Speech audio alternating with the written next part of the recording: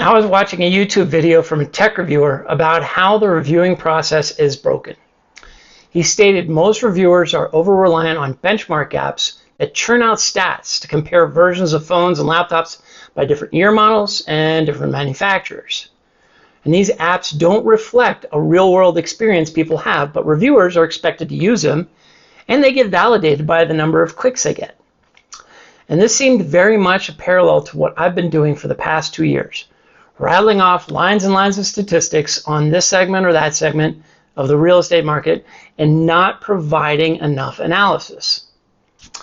So this is why I decided to overhaul these Steamboat Market Updates this month. Not every statistic is going to be relevant, so I'm making fewer updates, but with much more context. And this update is all about the types of properties for the month of June 2022. Now, if you're looking at single-family homes and condos and townhomes, we're going to look at both of those, and for both, the median sales price was well over 33%. In fact, the price for condos and townhomes in June is closer to what single-family homes went for last June.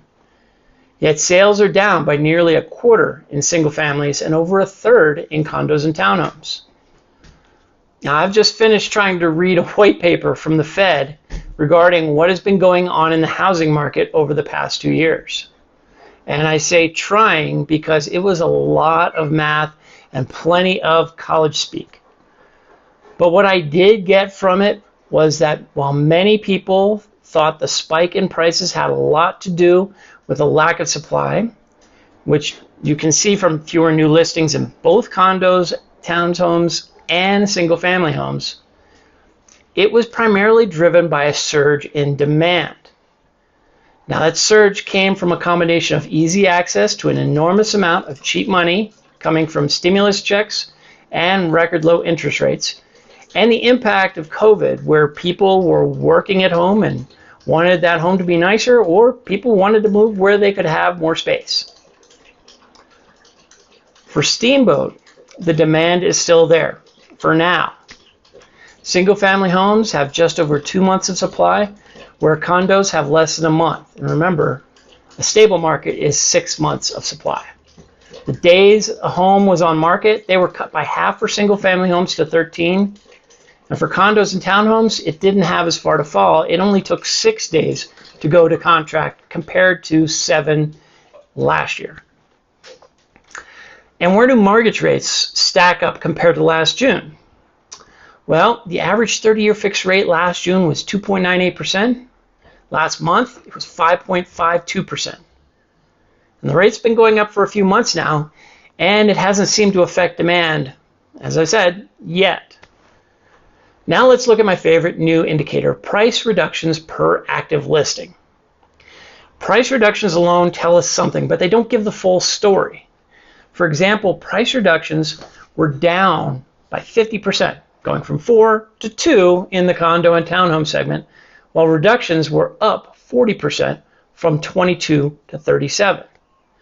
However, to get a fuller picture, you have to see how many price reductions there were in a month compared to how many active listings there were any given day that month, and compare that to what happened the year before. So while the absolute number of reductions went down for condos, the rate of reductions per active listing was 4.4%. Well, that turns out to be the exact rate it had last year. Single-family homes, on the other side, had 37 reductions for 83 active listings, or a rate of 44%. Whereas last year, there were 22 reductions for 127 active listings. That rate comes out to 17%, but a rate differential of 27% from last year to this year. So we can figure out from there, reductions had a sizable impact on what's going on in single-family homes. And here's another interesting correlation for those single-family homes. There are more reductions while there are fewer days on the market. And I can infer from that, the sellers are not letting the dust settle. They are quick to make an adjustment because they have seen the market adjust. One final dose of reality is that the market shift will continue through July. Both segments saw sizable drops in the number of pending sales compared to the same time last year. But this is a market shift, not a market crash.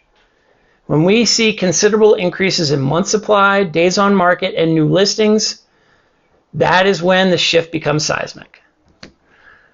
The last update for June will cover all 3 of our outlying areas, south, north, and west route.